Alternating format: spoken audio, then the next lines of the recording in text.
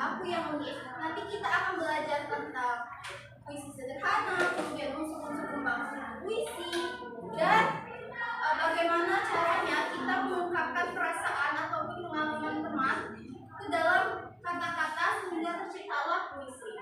Anak-anak ibu ingatkan lagi tentang kesepakatan bahasa kita.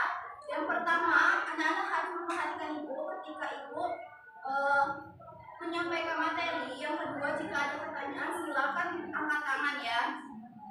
Nah, di sini ibu ada video pembacaan puisi. Anak-anak silakan perhatikan dengan baik.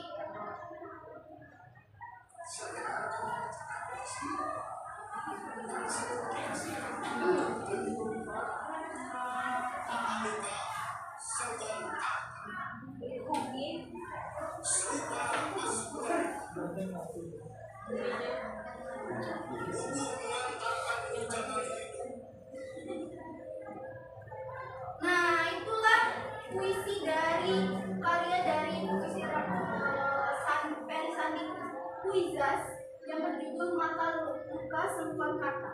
Nah, perasaan apa dari yang kalian rasakan saat pertama kali mendengar puisi ini? Kagum.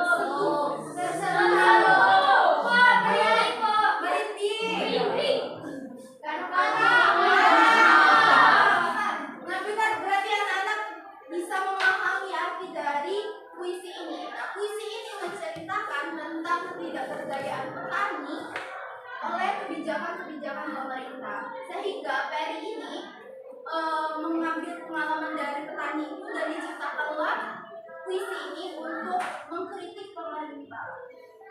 Nah, anak-anak, jadi apa sih puisi itu? Puisi itu adalah karya sastra yang mengungkapkan pikiran dan perasaan penyair dengan mengutamakan keindahan bahasa, kemudian irama dan juga makna. Nah, puisi ini adalah salah satu bentuk ekspresi diri yang menggambarkan imajinasi, kritik, dan juga nasihat. Nah, ada beberapa ciri-ciri puisi. Puisi yang pertama itu memiliki tema yang dapat dilihat ataupun langsung dipahami oleh pembaca. Kemudian itu mengandung perasaan emosi. Kemudian terdiri atas larik dan juga bait. Nah, anak-anak, larik dan bait itu adalah seperti ini. Larik itu adalah satu kalimat puisi. Misalnya ini, aku adalah penggembala.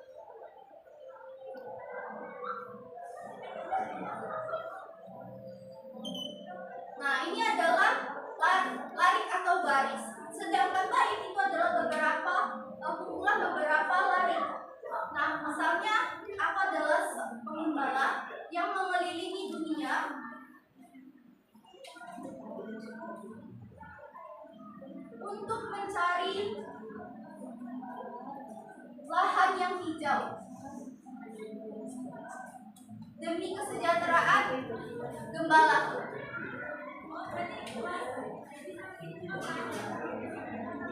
Nah, ini adalah bait, kumpulan dari baris puisi. Biasanya bait dalam puisi itu berisi 3 sampai 4 larik atau baris.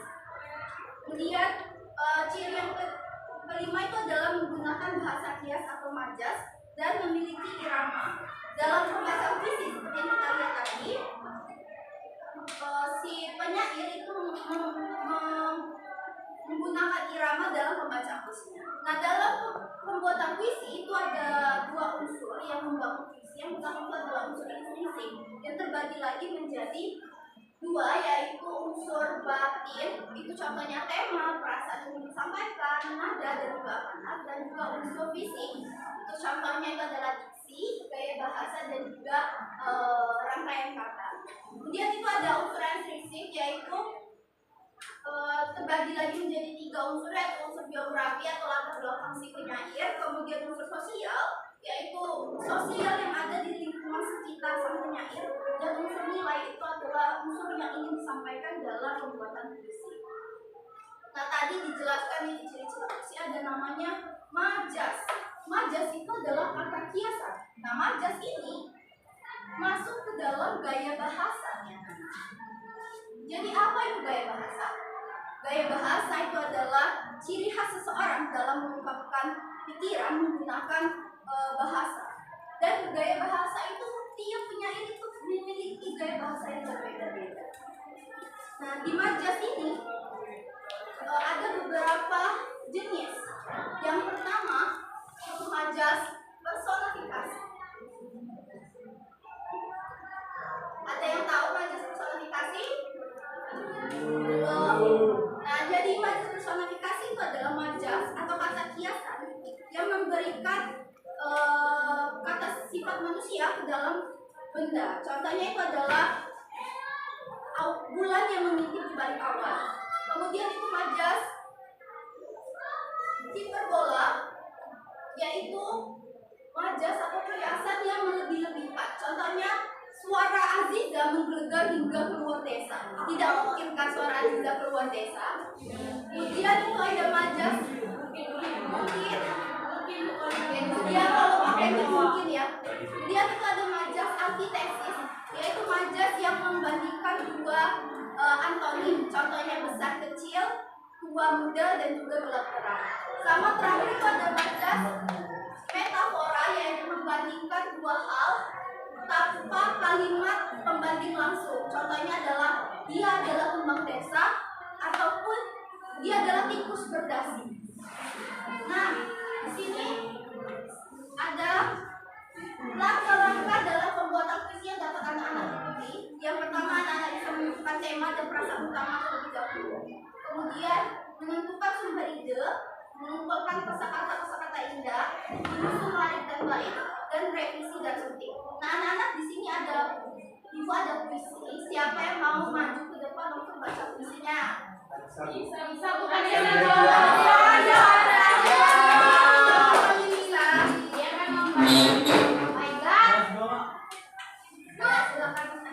Ini adalah puisi dari Khairil Anwar.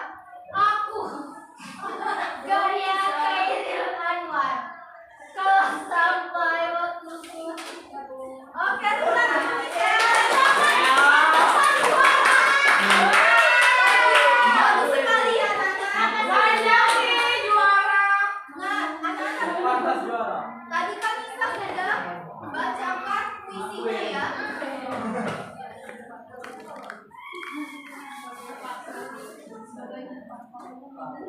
Tadi kan Nisa sudah bacakan puisinya. Anak-anak di sana pasti sang Khairil Anwar itu pasti menyelipkan majas dan juga kalimat atau perasaan yang ada dalam ini. Silakan siapa yang berani maju untuk menempelkan kalimat-kalimat ini. Ibu sudah pilih beberapa sehingga anak-anak tinggal pilih saja dan tempel di kolom kata-kata perasaan dan majas. Tata boleh, Alicia boleh, Anggun boleh maju, silakan. Oke, Rahma silakan maju.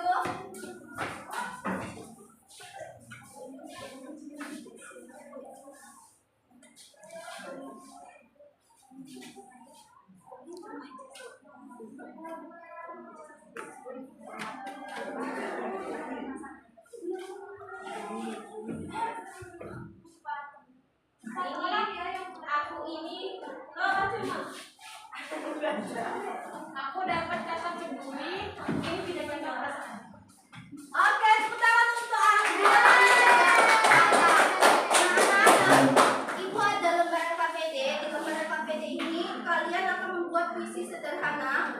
Nah, di sini ada petunjuk penggunaan yang bisa anak-anak baca. Kemudian di sini ada pertanyaan untuk membantu kalian dalam membuat konsep dari puisi. Di sini juga ada lembar dalam bentuk kolom untuk menulis puisinya. Silakan anak-anak mengerjakan LKPD-nya. Ini LKPD-nya mandiri ya. Ibu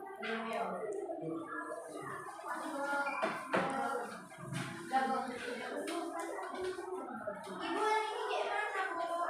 Yang ini, ya ini pertanyaan-pertanyaan diisi. Kayak gini ya, Bu ya? Udah kalian antara teman sebangku saling revisi puisinya masing-masing.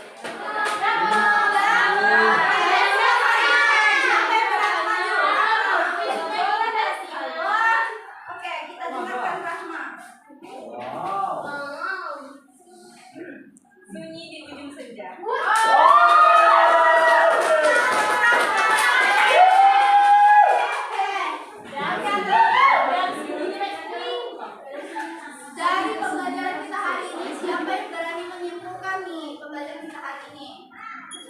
Oke, Aziza. Hari ini kita belajar mengenai puisi yang lain tuh, belajar tentang majas, tentang ada majas personifikasi, perbola, anti metafora dan lain sebagainya. Terus juga belajar tentang unsur-unsur puisi. Oke, terima kasih Aziza. Ya, hari ini kita belajar tentang cara-cara membuat puisi, ide majas, unsur-unsur pembangun puisi. Nah, anak-anak, ibu ada evaluasi, siapkan promptnya masing-masing dan silakan scan evaluasi ini. Oke, sudah ya. Nah, sebelum kita menutup pembelajaran kita hari ini, ada baiknya kita berdoa terlebih dahulu. Oh iya, anak-anak, gimana pembelajaran kita hari ini? Kegiatan apa yang paling menyenangkan?